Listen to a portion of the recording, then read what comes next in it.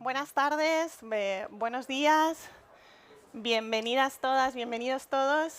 Es un lujazo estar en este escenario junto a Rosa Montero y sobre todo ver que sigue atrayendo tantísimas miradas, tantísimos focos, tantísimas cámaras como siempre. Rosa es una escritora maravillosa, pero aparte de ser una escritora maravillosa, es una persona maravillosa. Y cuando se conjuntan esas dos cualidades, qué bonito es, ¿no? Es mágico. Qué mona. Es mágico, es bueno. Entonces, No. es que es verdad, es mágico, ¿no? Y esa cualidad, esa generosidad hace que quienes vamos detrás de ella nos sintamos muy acompañados en este largo trayecto que es el trayecto de la literatura, ¿verdad? Yo voy a contar una anécdota antes de hacer una mini introducción de Rosa. Y es que funciona así, ¿no? Me oís más o menos, ¿no? Sí, vale. Voy a contar una anécdota y es que yo cada vez que tengo que charlar con personas a las que admiro, con personas por las que siento un respeto enorme y que de una u otra manera me han traído también hasta aquí, me pongo nerviosa.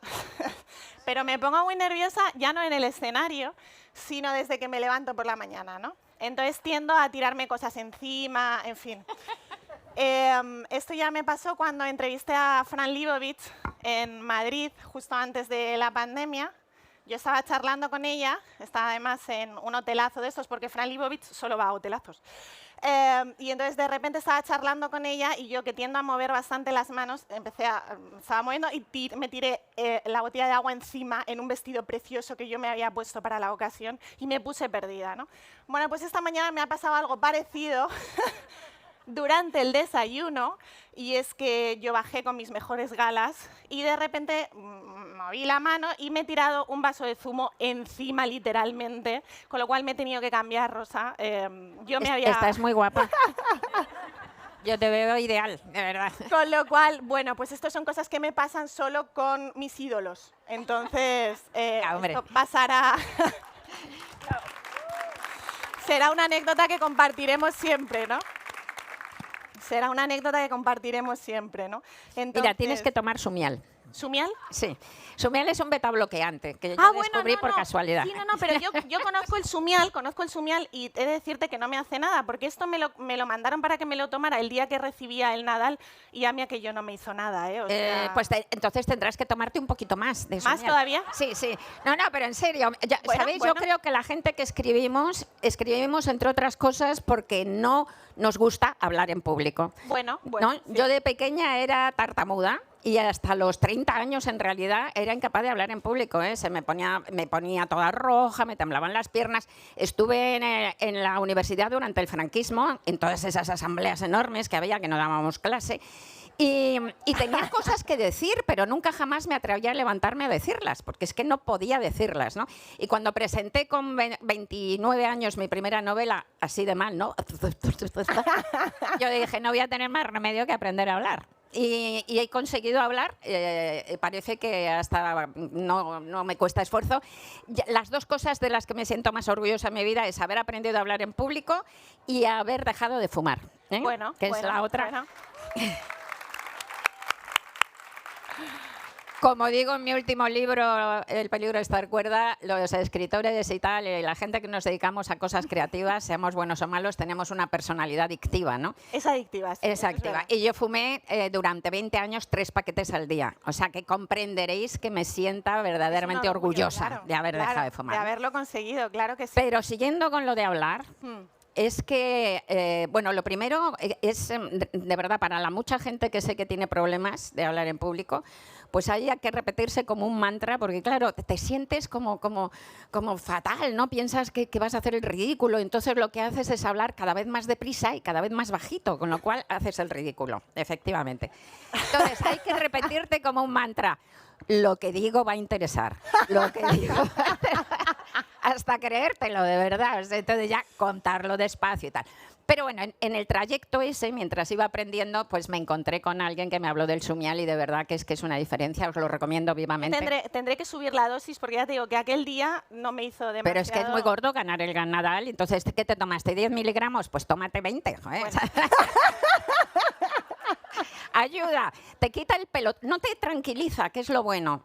Simplemente es un Esto fue lo que me betabloqueante, dijeron. impide que te pegue un pelotazo de adrenalina, ¿no? Eso es. Y que te tiemblen las manos y tal, porque yo me acuerdo que al principio, como se te seca la garganta, me acuerdo en un acto en la Facultad de Periodismo, en España 400 personas, y claro, yo con la garganta seca se me ocurre agarrar el vaso para beber. Y te lo bueno, tiraste encima, no me digas más. horrible, ya desde entonces no bebo agua. Ah.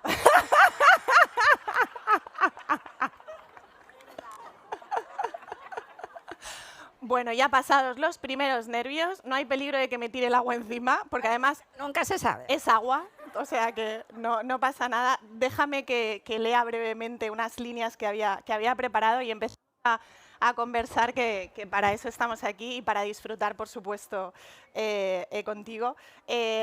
Dice el escritor francés Emmanuel Carrère, del que además Rosa es buena amiga, que el periodismo es una forma de literatura, pero no todo el periodismo es necesariamente literatura, igual que tampoco todas las novelas lo son. Esa fina línea entre la ficción y la no ficción está destinada a ser habitada tan solo por unos pocos, ¿no? Que son esos maestros de la narrativa capaces de contar grandes historias. Entre ellos está, por supuesto, Carrère, pero también Rosa Montero, a la que hoy tengo la suerte de acompañar y con la que hoy tengo la suerte de mantener una gran conversación, ¿no? El universo personal de Rosa Montero, creado en ese limbo de palabras mágicas, ha sido reconocido, entre otros galardones, con el Premio Nacional de las Letras en 2017, ¿no? Quizás el mayor compromiso de Rosa Montero sea con la imaginación. Con la imaginación, esa loca de la casa a la que le dedicó uno de sus libros más hermosos y que, si no habéis leído, estoy convencida de que todos lo habéis leído, todos y todas, pero si no lo habéis leído, yo os lo recomiendo encarecidamente, ¿no? Quizás la vida de Rosa solo cobre sentido a través de las palabras, con las que ha creado novelas, relatos, literatura infantil y tantos reportajes, crónicas y entrevistas que la hemeroteca del recuerdo se queda corta, ¿no? Rosa, muchísimas gracias por dejarme compartir escenario contigo, y además en un año tan especial para España como país invitado de la Feria de Frankfurt.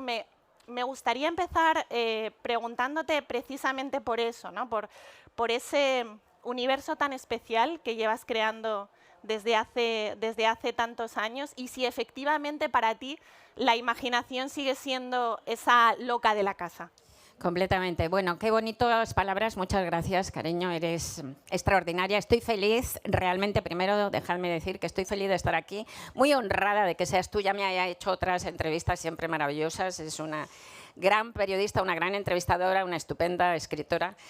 Y bueno, y muchas gracias por tu afecto. Luego, estoy feliz de esta feria y de lo bien que está saliendo, la verdad. O sea, me he quedado patidifusa de lo bonito que es este pabellón, de lo fluido, de lo poco pretencioso, de lo moderno, modernísimo, de que no haya topicazos españoles, ¿no? Yo diría que esta falta de pretensión y esta fluidez a lo mejor viene por el hecho de que las que están al frente de esto son mujeres. ¡Bravo! Así que Elvira Marcos y María José Gálvez, y estupendo, y todos los demás, el equipazo enorme que está llevando esto adelante. Luego, es una maravilla, os agradezco que estéis tantísima gente aquí, me llega al corazón, y os lo agradezco muchísimo, pero otro éxito enorme es que todos los actos están llenos de gente, no tan llenos como este, pero muy llenos de gente, ¿no? Y eso es un exitazo también maravilloso. Así que estoy feliz, de verdad, estoy feliz, eso de entrada. Luego, lo que dices de la imaginación, pues sí, es que es esencial. O sea, yo realmente, tú nunca escoges las historias que cuentas, sino que las historias te escogen a ti, porque realmente tienes una vida que es una vida imaginaria. Lo cuento en el último libro, ¿no? En El peligro de estar cuerda, ¿no? ¿Sabéis? Voy a irme para atrás. ¿Sabéis que el cerebro humano tarda muchísimo en madurar? Todo esto lo cuento en El peligro. no madura hasta los 30 años. Imaginaos, ¿no? Cuando me enteré de que el cerebro humano no madura hasta los 30 años, empecé a comprender muchas cosas, la verdad, de los otros y de mí misma, ¿no? Pero bueno, entonces, uno de los pasos más importantes en la maduración cerebral, neurológica, sucede en torno a la primera pubertad. Porque hasta entonces el cerebro de los niños, recordaréis, si conseguís recordar la infancia, porque nos vamos olvidando de todo, el cerebro de los niños está hiperconectado, es una tormenta eléctrica. Todas las neuronas están conectadas, ¿verdad?, con otras neuronas. Hay ahí como un lío sináptico tremendo, una tormenta eléctrica total. Por eso los niños tienen esa cabeza creadora alucinante, que van por la calle, ven pasar un perro, piensan que es un dragón, todo el rato, ¿no?, rayados con esa imaginación desbordante. Creación desbordante, imaginación desbordante. Entonces, en ese primer paso de la madurez cerebral grandísimo, se produce una poda cerebral tremenda. El cerebro corta aquellas sinapsis, aquellas conexiones que no son útiles. Y esto está muy bien naturalmente para la supervivencia de la especie, porque concentra el cerebro en las cosas útiles como son, por ejemplo, cazar bien al mamut, recolectar sin envenenar a la tribu, buscar una pareja válida, criar a las crías sin que se te mueran, ¿no?, hasta la edad adulta. Entonces, lo que sucede, esto dicho por neurólogos, neurocientíficos, es que hay entre un 15 y un 20% de la población mundial que no tiene esa fase de maduración cerebral, que se salta esa fase, que su cerebro no termina de madurar nunca y que sigue hiperconectado. Y entre ese 15 o 20% están la gente con trastornos mentales y la gente que nos dedicamos a cosas creativas. Insisto que la calidad de las cosas creativas no tiene nada que ver, ¿eh? O sea, el cerebro del peor artista y el cerebro del genio más grande yo creo que están cableados igual, ¿no? Maduran igual. Pero no hemos terminado de madurar, o sea que la imaginación esta que nos desborda realmente es un fallo en la maduración cerebral. Entonces, ¿qué pasa? Pues que mi cabeza va sola. Pero va sola todo el maldito rato. O sea, yo voy por la calle y se me van ocurriendo cosas todo el rato, lo cuento en el libro, cosas que no tienen, que yo no escojo, que se encienden solas, pues eso cuento. Estoy esperando el ascensor y de repente antes de que se abran las puertas, veo claramente, vívidamente, un cadáver enroscado en un charco de sangre que voy a ver cuando se abran las puertas, por ejemplo, ¿no? Cosas malas y cosas buenas se te ocurren. Bueno, eso todo el rato. El 999 por 1000 de esas imaginaciones que son como sueños que sueñas con los ojos abiertos, pues no sirven para nada. Atraviesan tu cerebro, se marchan, se van. Desaparecen, como si fuera un cometa. Pero de repente una de esas imágenes que se te encienden en la cabeza, pues no sabes por qué, te emocionan tanto, te turban tanto, te llenan de una curiosidad tal, que no te caben dentro del pecho, no te caben en la cabeza, y entonces te dices, yo esto tengo que contarlo, esto tengo que compartirlo. Y ahí es cuando nacen las novelas o un cuento, lo que sea, ¿no? Yo a eso lo llamo el huevecillo. ¿El huevecillo? El huevecillo, sí. Ay, esto me encanta. Sí, te pone en marcha el huevecillo, ¿no? Y es muy bonito si os fijáis, porque desde el primer momento de la creación, entonces, de una novela o de un libro, está el lector. Todo arte es comunicación. Está esa necesidad de comunicar, esa necesidad de contar, esa necesidad de compartir. Entonces, yo no podría, de hecho, una vez estuve bloqueada. ¿Y qué pasó? Horrible. Fue después de mi tercera novela, que se llamaba Te trataré como una reina. Yo tenía pues 33 años. No sé qué me pasaba a mí por la cabeza en esa época, mal, chungo.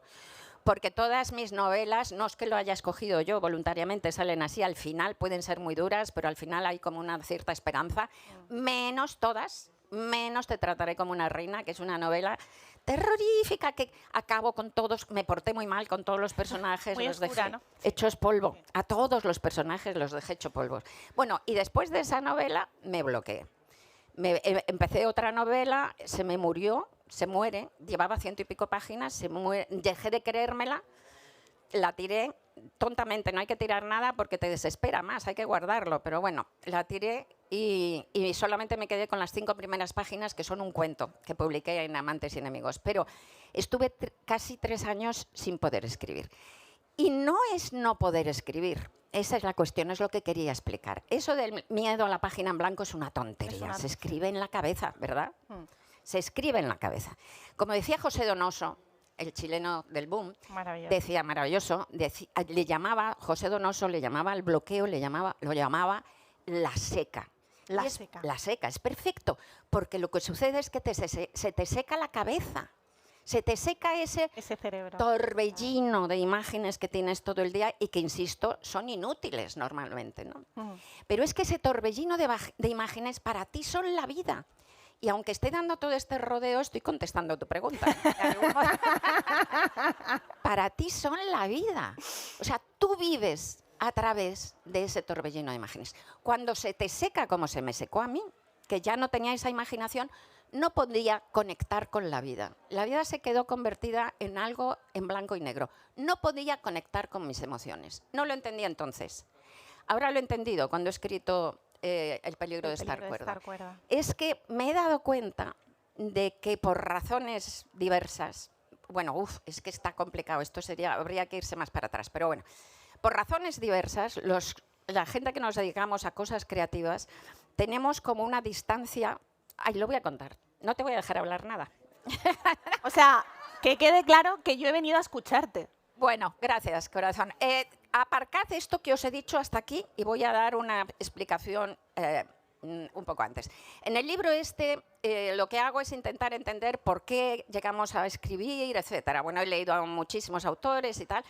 Entonces, todos los expertos coinciden en que la gente que nos dedicamos a cosas creativas, todos los expertos coinciden que somos personas que hemos tenido un trauma en la infancia. Una pérdida de alguna manera violenta, con una violencia exterior, clara, mensurable o a lo mejor interior, de nuestro mundo infantil. Entonces, el niño que sufre, ¿qué cosa, no? ¿Es el tren? Sí.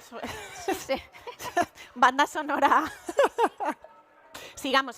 Bueno, el niño que sufre, dicen los expertos, para defenderse, se divide en dos personas. Una, el niño que sufre, y otra en un otro yo que cuida del niño que sufre y que es maravilloso, en palabras de Ferenczi, que fue uno de los padres del psicoanálisis y que es precioso, en un otro yo que todo lo sabe y que no siente nada. Que todo lo sabe y que no siente nada y que cuida del niño que sufre. Entonces, desde pequeño hay un otro yo que es como muy maduro. Y ese otro yo que todo lo sabe y que no siente nada es el que escribe, es el que compone, ese es el creador. Bueno, pero claro, gracias. Pero claro, tienes que pagar un precio, porque si hay un otro yo que todo lo sabe y no siente nada, si no sentir nada es tu defensa frente al dolor, ¿cómo te las arreglas para sentir la vida cotidianamente cada día? Bueno, entonces, mi teoría, que es lo que cuento en el libro también, es que la sientes a través de esas imaginaciones, la sientes a través de esa escritura, y que si no puedes, la sientes de una manera como si utilizaras los personajes, la poesía, tus creaciones imaginarias para poder vehicular ahí tus sentimientos y tus emociones. Lo dice maravillosamente Fernando Pessoa, el extraordinario artista portugués. Pessoa dice en unos versos muy famosos: el poeta es un fingidor.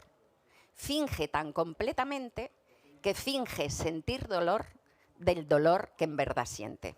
Es decir, siente un dolor de verdad, pero si no finge sentirlo a través de su poesía, a través de sus personajes, a través de sus cuentos, no puede asumir su propio sentimiento, su dolor, su emoción. Entonces, cuando dejas de poder utilizar ese vehículo para sentirte, cuando te bloqueas, dejas de sentir el mundo.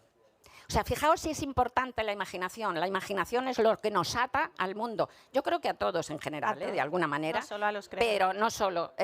Porque, por ejemplo, la imaginación la usamos hasta la gente que dice que no tiene imaginación. La gente no se da cuenta que la memoria es un puro cuento. O sea, la gente se cree que recuerda cosas, pero es mentira. ¿Qué recordamos? Lo que creemos recordar, lo que realmente sucedió. Claro, por eso lo además, que necesitamos recordar en cada momento dentro de lo que cabe, ¿no? Yo tengo un hermano con el que comparto de cuando en cuando, como hacen los hermanos, cosas que hemos vivido de niños, ¿no? Y bueno, los padres de mi hermano no son mis padres, en absoluto, vamos. O sea, no tienen nada que ver. Ni la casa infantil, ni nada, porque cada uno lo ha completado. Y además, esa memoria que es un cuento en construcción. Lo que yo hoy recuerdo de mi infancia no es lo que recordaba hace 20 años. O sea, que es un cuento en construcción. Entonces, vamos haciéndonos una historia. El ser humano es una narración en busca de sentido. Lo decía Epicteto, ¿no? Epicteto decía, lo que le afecta al ser humano no es lo que le sucede, sino lo que se cuenta de lo que le sucede, ¿no? Entonces, en esa narración la vamos escribiendo conforme a nuestras necesidades y conforme a nuestras posibilidades, a lo que podemos hacer con ella, ¿no? Me he quedado con... Yo te voy escuchando y te escucho nubilada y de repente se me olvida que te tengo que hacer preguntas. Y entonces, bueno, pues de repente me he quedado con una frase que has dicho, que es a la que yo llego a la conclusión de que en realidad lo que hacemos los escritores, lo que hacemos las escritoras es que vivimos también a través de nuestros personajes, ¿no? Y eso enlaza con el arranque en el que he pretendido hacer una pequeña introducción, enlaza con cómo vivimos entre la ficción y la realidad, ¿no? Y es algo que además quienes venimos del periodismo también, que es algo que a ti también te sucede, Rosa. Rosa tiene un libro maravilloso que se llama El arte de la entrevista. Como comprenderéis, entrevistar a Rosa después de haber leído El arte de la entrevista impone un poco, ¿no? Y yo creo que, como decía, a los escritores que venimos del periodismo, digamos que tenemos un pie en un lado y otro pie en el otro, pero finalmente llegamos a la conclusión, o por lo menos yo llego a la conclusión, de que no hay uno y otro lado, ¿no? De que se trata de habitar el universo de la ficción y habitar la realidad dejando que coexistan, ¿no? De alguna manera. Totalmente, bueno, ahí hay montones, abres un cajón con montones de respuestas, ¿no? En primer lugar es que el periodismo escrito, que hacemos tú y yo, o sea, ser directora de un periódico, pues no, ser de televisión tampoco, pero el que hacemos tú y yo, periodismo escrito, es un género literario como cualquier otro y puede ser tan sublime literariamente como cualquier otro. Ahí está Carrer, ¿no? Sí, bueno, Carrer es ya más ambiguo desde el principio, pero por ejemplo, A Sangre Fría, de Truman Capote, es un reportaje puro y duro y es un libro extraordinario literariamente hablando, ¿no? Pero sí que es cierto que como cualquier... Y es muy raro el escritor que cultiva un solo género, o sea, normalmente cultivas varios, yo qué sé, yo me considero periodista, narradora y ensayista, ¿no? Pero sí que es cierto que hay que saber muy bien todos los géneros tienen sus normas y hay que saberlas muy bien, incluso para transgredirlas, o sobre todo para transgredirlas, porque si no, pues lo haces mal, ¿no? Pero qué difícil es transgredir las normas, ¿no? Porque yo creo que vivimos en un mundo mestizo y cada vez se escribe de una manera más mestiza, pero hay que transgredirlas bien. Lo que no puedes hacer es equivocarte, ¿no? Y entonces el periodismo y la ficción son completamente opuestos, ¿no? En periodismo la claridad es un valor. Cuanto más clara y menos equívoca sea una pieza periodística, mejor. Y en novela la ambigüedad es un valor. Cuantas más lecturas tenga una novela, incluso contradictorias, más rica es esa novela, ¿no? En periodismo hablas de lo que sabes, es decir, te documentas, haces entrevistas y cuando ya tienes un cúmulo de informaciones las intentas digerir y hablas de eso que sabes. Y en novela hablas de lo que no sabes que sabes, porque la novela nace del inconsciente, tú no controlas lo que estás escribiendo. La novela nace también, Rosa, de alguna manera para plantearte cuestiones a ti misma, es decir, no ya para responderte, sino para llegar incluso a hacerte preguntas que de otra manera no te harías, es decir, nunca te da respuestas, sino que te da más, te plantea más preguntas que las respuestas que te da. Me parece totalmente certero y agudísimo y perfectamente dicho eso. Tú no escribes para enseñar nada, escribes para aprender. Siempre son preguntas lo que te haces.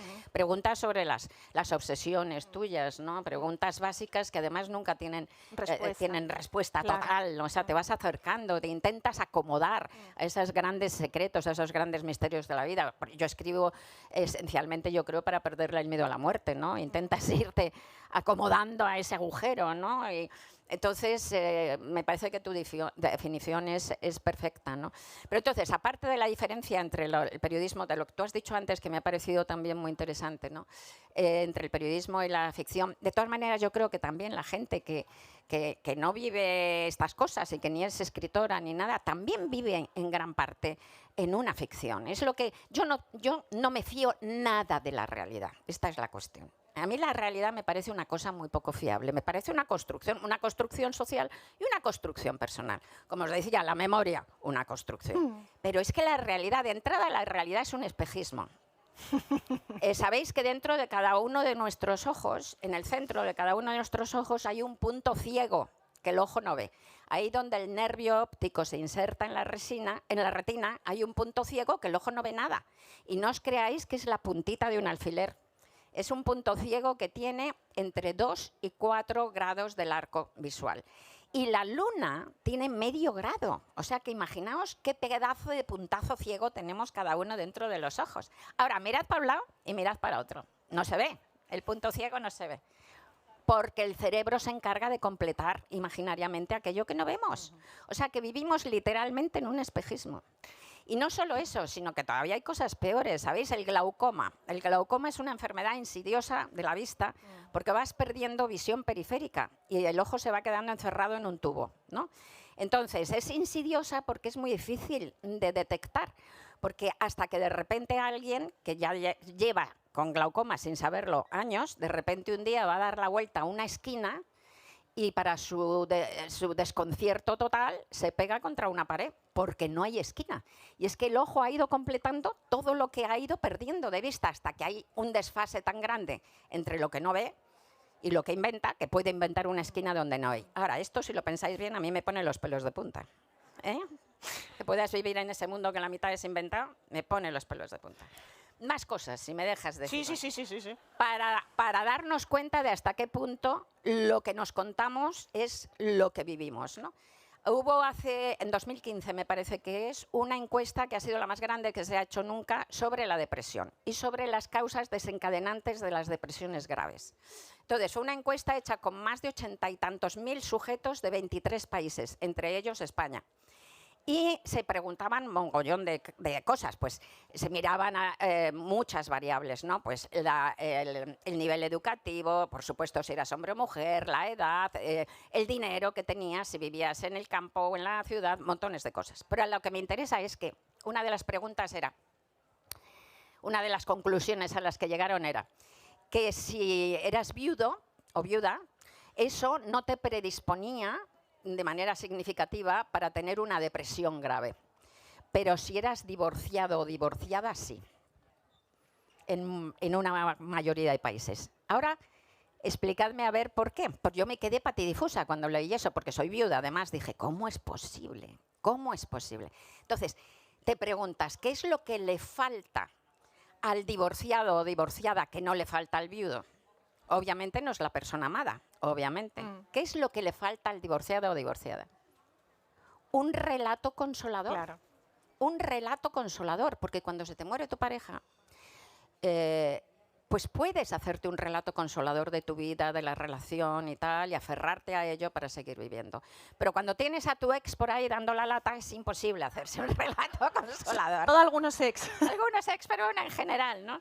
Bueno, yo creo que de todas maneras que este estudio tiene su punto erróneo, como todos, porque creo que está hablando de los viudos y viudas que superaron, que no se murieron, porque sabéis que hay un porcentaje enorme de viudos y viudas que se mueren dentro del año. A los 2 años incluso, ¿no? Entre uno y 2 años, entre 1 y 2 años. O sea, pero de todas maneras es súper significativo.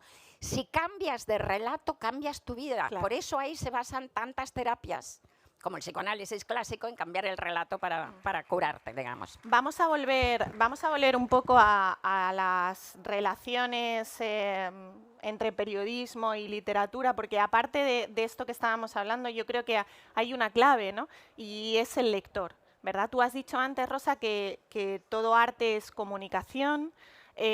Aquí lo estamos comprobando de la manera en la que te está escuchando este público entusiasmado, atento a lo que estás diciendo.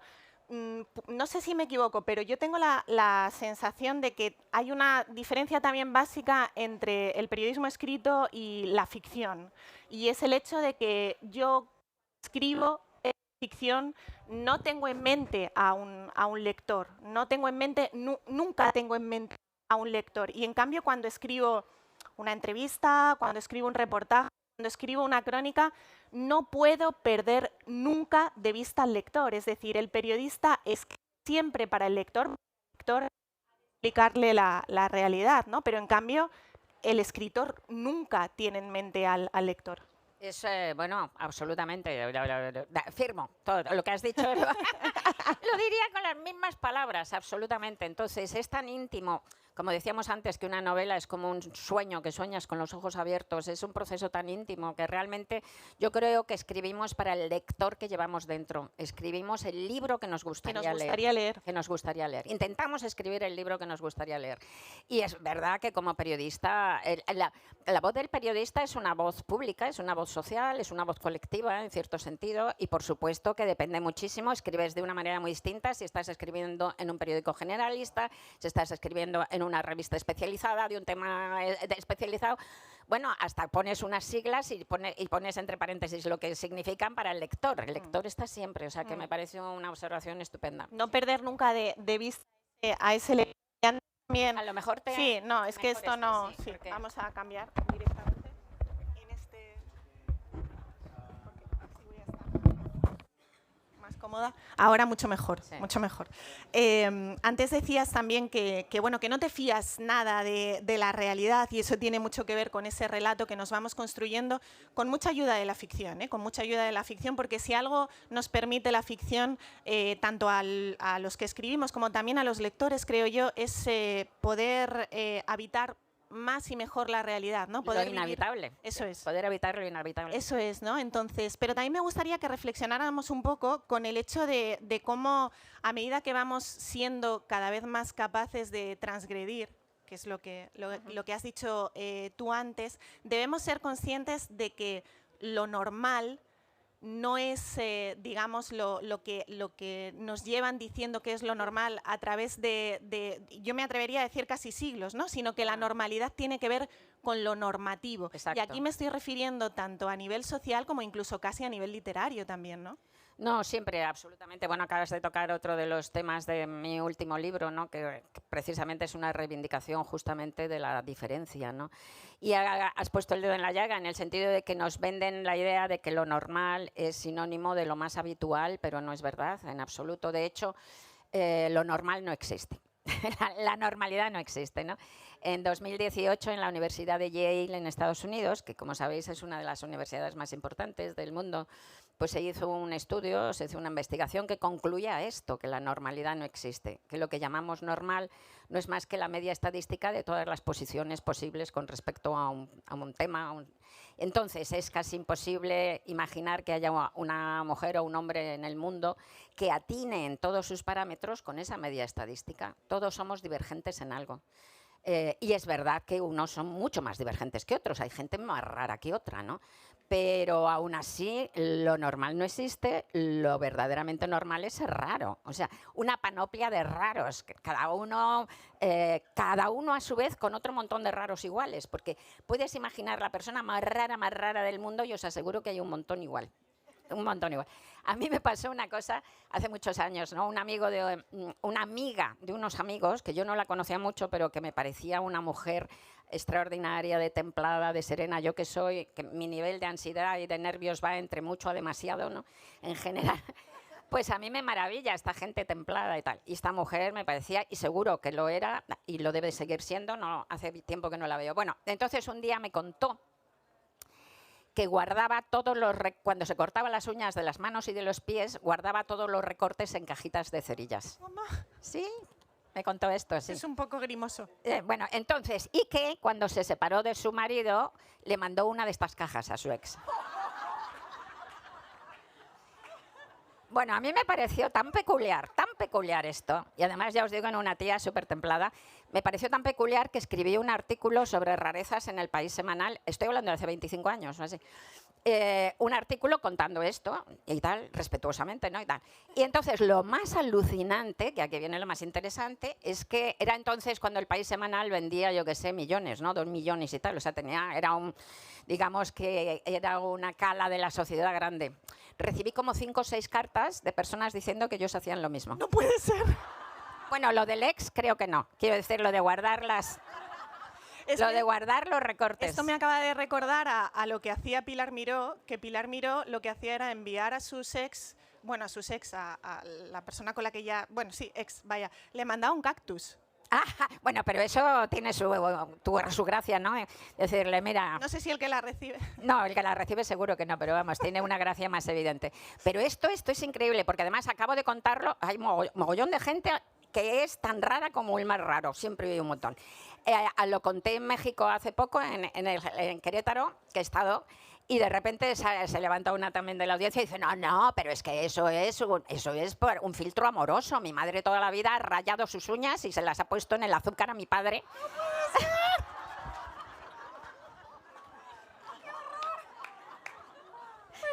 Para que le fuera fiel y la quisiera. Así que ahí lo dejo. Pero os digo, cuando presenté este libro en Madrid, en Madrid me gusta, como tengo una parte teatrera, hice teatro 5 años, me gusta mucho. Entonces siempre hago una obra teatral de una presentación, de todos mis libros, hago un guión, me esfuerzo muchísimo y la presentación en Madrid hago en realidad una obra teatral, con actores, con no sé qué, que claro, no se puede hacer más que en Madrid porque cuesta mucho dinero, ¿no? Y no se puede hacer, pero bueno. Entonces la que hice de este libro en Madrid en abril fue, pues repartí papeles y lapiceros para que la gente contara sus rarezas anónimamente y me los mandara. Entonces me los subieron al escenario y leí unos cuantos y luego pues también hice un artículo de eso. Entonces había rarezas extraordinarias. Una que me encantó fue, no puedo evitar, si estar solo, dar 3 palmadas antes de meterme en la ducha. Es que me lo imaginaba en pelotas, ¿no? Maravilloso, maravilloso. Y luego había otras también muy terribles, ¿no? Como una que decía, me lavo las manos 10 veces al día, no salgo de casa, que había salido para venir a la presentación, bravo por ella, porque hablaba en femenino. Y eso, claro, cuando la rareza se convierte en un síntoma inhabilitante, pues eso hay que... Pero tampoco hay que ocultarlo, hay que hablar de ello. Más todavía, hay que hablar de ello. Y estabas poniendo el dedo en la llaga, además, cuando decías que esa obligación a entrar en esa normalidad que en realidad es completamente inventada y que además por eso nos obligan tanto a ser normales, entre comillas. Si lo normal fuera lo más habitual, no habría esa presión. Es que nos obligan, ¿no? Yo tengo que confesar que cuando leí el último libro de Rosa, descubrí que tenía en común algo con ella que me hizo no sé si voy a decir bien, pero como dije, bueno, pues no soy la única, ¿no? Y es que yo me quito... Bueno, pues... Dermatilomanía. Sí. Hacerse. Yo tengo varias manías. O sea, me importan un pito, no me inhabilitan. Bueno, yo no tengo dedos gordos, yo tengo callos directamente, porque me lo llevo haciendo desde que tengo 5 o 6 años. Sí, no, yo siempre, mi madre lo hacía y tal y cual, y yo me pellizco los pellejos, a veces más, a veces menos. Sí. Es un poco incómodo, por ejemplo, con el gel desinfectante de la pandemia, porque escocía y tal. Pero claro, yo cuando descubrí aquello dije, oye, pues si Rosa Montero también, yo no soy tan rara, ¿no? O sea, esto quiero decir, o por lo menos compartir rareza con Rosa Montero, esto ya tiene un nivel top. O sea, me está viniendo mucha gente con el libro, cuando firmo el libro y tal, vienen, es muy divertido y muy conmovedor, porque vienen y me cuentan rarezas, ¿no? Me dicen, pues yo de pequeña chupaba baterías. Y digo, ay, ¿qué pasa? Y dice, bueno, que es que le gustaba el ese, ¿no? De la electricidad. Pero esto tiene mucho que ver, Rosa, esto que estamos confesando, tiene mucho que ver también con el hecho de sentirte, quiero decir, de sentirte comprendido, ¿no? De sentir que formas parte de ese relato colectivo que tú decías antes y que tiene también, está muy relacionado, yo creo, con el tema de la enfermedad mental, que también está muy presente en el libro, ¿no? Y cómo aquellas personas que padecemos un trastorno mental, que lo hemos padecido o que somos susceptibles de poder padecerlo de nuevo en el futuro, de esa manera nos sentimos un poco menos solas, ¿no? ¿No? Y menos enfermas y menos bichos raros y menos estigmatizados, ¿no? Es que hay una cosa, es muy importante hablar de eso además, ¿no? Según la Organización Mundial de la Salud, y yo creo que se quedan súper cortos, que es muy conservador esta cifra, un 25% de la población mundial va a experimentar en algún momento de su vida, antes o después, un trastorno mental. Ya, como dicen los puertorriqueños, porque yo he tenido crisis de pánico desde los 16 hasta los 30 años, ¿no? Entonces, ¿qué quiere decir? Que al menos un 25%, que yo creo, insisto, que es mucho más, vayamos a experimentar un trastorno mental antes o después. Pues que prácticamente toda la gente o bien lo va a vivir en sí mismo, un trastorno mental, o bien lo va a vivir en alguien muy cercano, en sus padres, en sus hermanos, en sus amantes, en sus amigos más íntimos, porque es cuando menos 1 de cada 4. Que es muchísimo. Y sin embargo, esta realidad, el trastorno mental, que forma parte del hecho esencial de ser un ser humano, ha sido ocultado, negado, estigmatizado, perseguido. Siempre se pone debajo y la gente hace todo lo posible porque no se le note. Con razón, porque la gente que lo muestra pues es perseguida, castigada. Ni siquiera el trastorno mental. La gente que muestra la diferencia, una diferencia totalmente normal y sanísima, pues realmente es perseguida. La diferencia de ese esquema tan cerrado que es lo normativo, ¿no? Por eso, desde muy pequeñitos desarrollamos unas estrategias defensivas para que no se nos note que somos divergentes de esa horma estrecha, porque los niños que muestran una diferencia grande en el colegio son maltratados, machacados, perseguidos, aterrorizados. Mi teoría es que los persiguen son gente que se siente mucho más rara que ellos y que están ahí reprimiendo, ¿no? Y haciéndose normales así, sintiéndose normales así. Entonces, la pandemia ha tenido, espantosa pandemia, ha tenido un efecto bueno con un precio altísimo, y es que como ha empeorado tanto la salud mental del mundo, ha hecho saltar un poco la tapa por los aires de esta cazuela de negación, ¿no? Escribí en un artículo de esos de finales de año del año pasado, escribí que el 2021 había sido el año de la salida del armario del trastorno mental.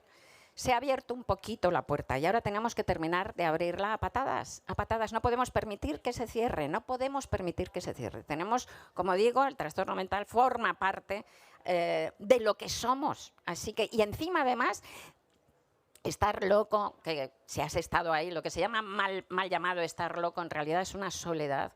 Es una soledad que no cabe dentro de la palabra soledad. Si tú no has estado ahí, no sabes de lo que estoy hablando. Porque no es una soledad existencial, no es la soledad ante la muerte. Morir no tiene ninguna gracia, pero por lo menos sabes que todos los seres humanos mueren, que es lo más humano que hay, ¿no?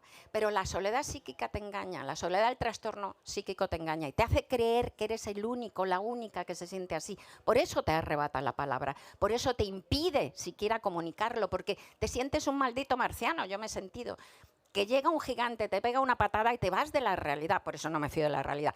Te vas de la realidad y estás derivando en el cosmos como un cosmonauta que se ha roto la manguera que le une con la nave y está en la soledad más absoluta. Es un marciano, el único marciano que conoce. ¿En qué idioma marciano y a quién va a contarle lo que le pasa? Es una soledad atroz. El dolor psíquico de la soledad psíquica es brutal. Y a eso se añade el estigma de la soledad social, que es lo peor que se puede hacer. Con alguien con un trastorno mental, no solo no hay que apartarlo, no solo no hay que ocultarlo y repudiarlo, sino que hay que estirar la mano, agarrar a este cosmonauta que deriva y traerlo aquí. Y esa es la manera de hacer vidas viables y absolutamente magníficas. Hagámoslo, intentemos hacerlo. Qué maravilla vivir en una realidad que no es realidad, junto con Rosa Montero, ¿no? y en su compañía y sintiéndote un poco menos sola gracias a sus libros, pero también gracias a sus palabras, ¿no? Porque está claro que perdiste el miedo a hablar en público hace décadas y décadas y décadas y décadas. Oye, no, he estado tomando Sumial hasta hace... Me acabo de dar cuenta, me di cuenta el otro día, que llevaba como 3 desde la pandemia. Yo creo que ya la pandemia me ha fulminado la cabeza definitivamente. Pero antes, cada vez que tenía, por ejemplo, en un acto como hoy, me hubiera tomado Sumial hace 4 años. Porque me sigue siendo, no me gusta dar clases, sigue siendo una violencia para mí. Pero ahora ya la vejez extrema esta a la que estoy entrando De repente te hace decir, ¿qué importa? O sea, da igual, ya pues uno se permite cualquier cosa, ¿no? A lo que queda ya. Yo creo que, bueno, me quedo con muchas frases de nuestra conversación, Rosa, me quedo con muchos momentos, pero sobre todo, si tengo que sacar un titular que en mi faceta de periodista me tocaría, sería esto de yo escribo para perderle el miedo a la muerte, ¿no? Cierto. Pues sí. muchísimas gracias por escribir los libros que escribes, Rosa. Muchísimas gracias por hacer que los que te leemos, las que te leemos, perdamos el miedo a seguir escribiendo. Qué bueno. Que eso es fundamental para los que venimos detrás y tú que estás este año como una de las máximas y más importantes figuras del programa de España como invitado de honor en Frankfurt. Sabes el recorrido que hemos hecho hasta llegar aquí, desde el último año en el que España fue invitado de honor, si no me equivoco, en el 91. 91, sí. ¿Cómo ha cambiado? ¿Estuviste? ¿Cómo ha cambiado todo? Cómo la Hay muchísimas realidad... más mujeres escribiendo con una normalización tremenda. ¿Aplaudamos eso?